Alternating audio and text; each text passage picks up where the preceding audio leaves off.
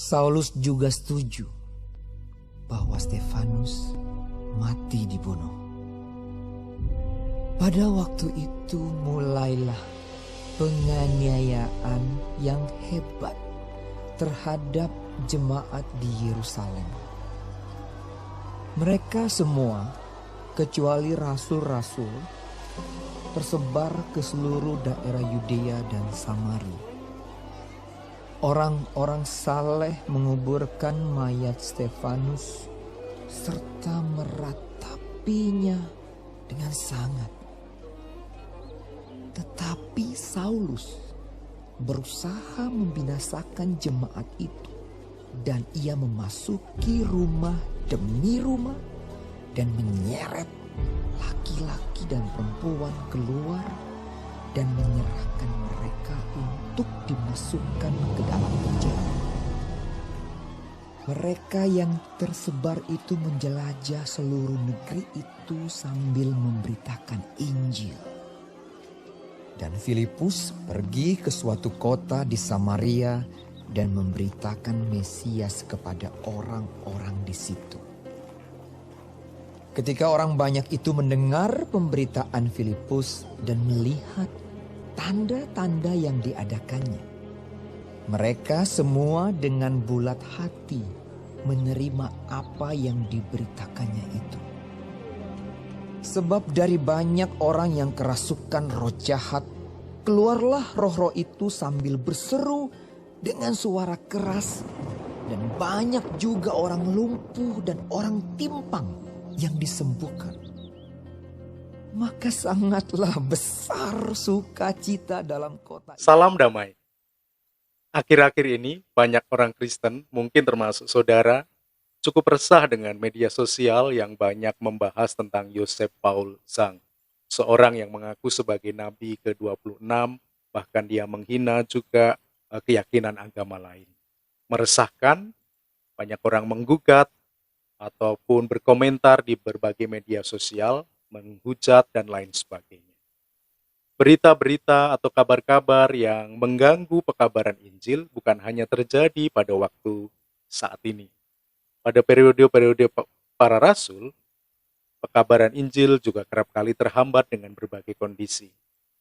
Misalnya, kalau kita membaca kisah para rasul 8 pada saat ini, Saulus yang belum percaya kepada Kristus adalah seorang yang sangat rajin, sangat getol untuk menghambat pekabaran Injil.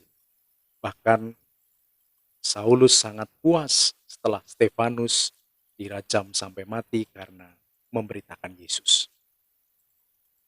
Peristiwa itu sangat lekat dalam hati para murid yang lain. Betapa pekabaran Injil bukanlah suatu yang mudah. Tetapi pekabaran Injil juga adalah suatu yang harus terus dilanjutkan dan dilancarkan, bukan karena hebat dan kuasa manusia, tetapi karena kuasa dari Roh Kudus.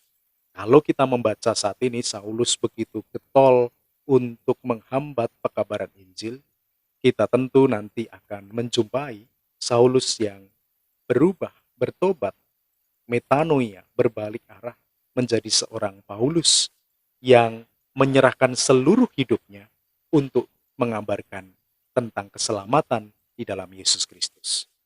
Jadi, kalau saat ini kita menghadapi Saulus-Saulus yang baru, para orang-orang, oknum-oknum yang terus mengaburkan berita pekabaran Injil, terus membuat kita mungkin kesulitan untuk menyatakan karya Kristus, bahkan mengabarkan situasi-situasi yang buruk tentang Injil itu sendiri, jangan khawatir. Pada zaman kisah para rasul pun, Yesus menyentuh hati Saulus dan dia kemudian berubah menjadi seorang yang sangat mengingat dan meneladan serta mengabarkan Kristus melalui seluruh hidupnya. Kadang-kadang dalam pekabaran Injil, ketika menjumpai peristiwa buruk seperti yang terjadi pada Stefanus yang mati itu, ada rasa kegentaran. Wah, bagaimana ini? Kalau aku juga akan dirajam, kalau aku juga akan dihukum sampai mati. Tetapi para murid tidak ditinggalkan sendirian dalam kisah yang kita baca. Kita membaca di sana seorang yang sangat tekun bernama Filipus. Tidak gentar dia memberitakan tentang Yesus. Dia masuk ke berbagai tempat dan dia masuk ke daerah Samaria. Di sana banyak pertobatan terjadi. Pengusiran-pengusiran setan, roh jahat, dan banyak orang percaya kepada Yesus. Filipus adalah murid yang disertai oleh Roh Kudus. Tentu dengan segala tantangan yang dihadapi pada waktu itu. Dan yang paling baru adalah kematian dari seorang martir, kematian dari Stefanus. Ini tentu menggetarkan dan membuat khawatir di satu sisi, tetapi juga membuat dan membuka sebuah hal baru, yaitu ketekunan dan kesetiaan kepada Kristus yang kita ajarkan dan kita teladankan dan kita nyatakan, melebihi ketakutan dan kekhawatiran kita atas apapun. Filipus membuktikan bahwa ia dalam segala proses di mana Injil diberitakan itu banyak ancaman dan banyak persoalan, ia tidak gentar. Ia terus bersaksi bahwa Yesus adalah juru selamat dunia, bahwa Yesus adalah Kristus. Dan kita melihat Roh Kudus menggerakkan banyak orang menjadi percaya kepada Yesus. Jadi saudara-saudaraku yang dikasihi Allah, kalau kita sekarang hidup di zaman ini, di zaman di mana mungkin juga makin banyak gangguan, makin banyak persoalan, makin banyak hal yang menyekitari pekabaran Injil sulit dilakukan. Maka jangan pernah kita merasa kecil hati, takut untuk melangkah. Ingat, kuasa Tuhan selalu sama dulu sampai dengan sekarang. Kalau dulu para murid perdana diutus dan diperlengkapi oleh Tuhan, maka kita pun sekarang yang terus diutus untuk menjadi saksi bahwa Yesus adalah juru selamat dunia, pasti juga akan terus disertai. Kita diutus, kalau kita sudah diutus, pasti kita akan diperlengkapi, pasti kita akan ditopang, pasti kita akan diberkati. Maka biarkanlah melalui hidup kita saat ini, melalui berbagai teladan hidup kita, perkataan kita, tingkah laku hidup kita, tindakan kita sehari-hari, menjadi contoh yang nyata bahwa Yesus hadir dalam hati kita, bahwa Yesus adalah sumber dari segala tutur, tindakan, dan apapun yang kita kerjakan. Sehingga setiap orang yang berjumpa dengan kita melihat Yesus di dalam semuanya. Jangan takut kalau ada gangguan, kalau ada godaan, kalau ada ancaman, kalau ada situasi yang mungkin membuat pekabaran Injil menjadi tersendat. Roh Kudus pasti berkat. Dan Roh Kudus mampu mengubah Saulus menjadi seorang Paulus yang percaya kepada Yesus. Maka kalau sekarang ini mungkin muncul Saulus-Saulus yang baru, percayalah, Tuhan terus bekerja, mungkin justru melalui kita, mengubah Saulus-Saulus menjadi Paulus yang percaya akan Yesus. Biarkanlah pekabaran Injil terus kita kerjakan melalui karya kita masing-masing.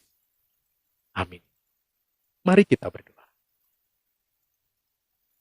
Diberkatilah kiranya kami Tuhan, untuk kami terus menghidupi panggilan kami sebagai saksi-saksi Kristus, mengabarkan bahwa Tuhan mengasihi dunia, Tuhan menyelamatkan dunia, Tuhan mengasihi kami semua.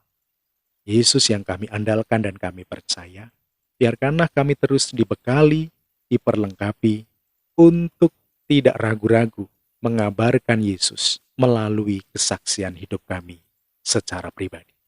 Dalam hidup keluarga, dalam hidup bermasyarakat, di tempat studi kami, di tempat pekerjaan kami, di berbagai tempat di mana Tuhan mengutus kami, biarkanlah kami menjadi Filipus-Filipus yang dengan berani mengabarkan Yesus, yang dengan tekun menyatakan kasih Tuhan melalui hidup kami sehari-hari, supaya melalui hidup kami, banyak Saulus-Saulus yang baru berubah, bertobat, percaya kepada Yesus menjadi Paulus-Paulus yang baru.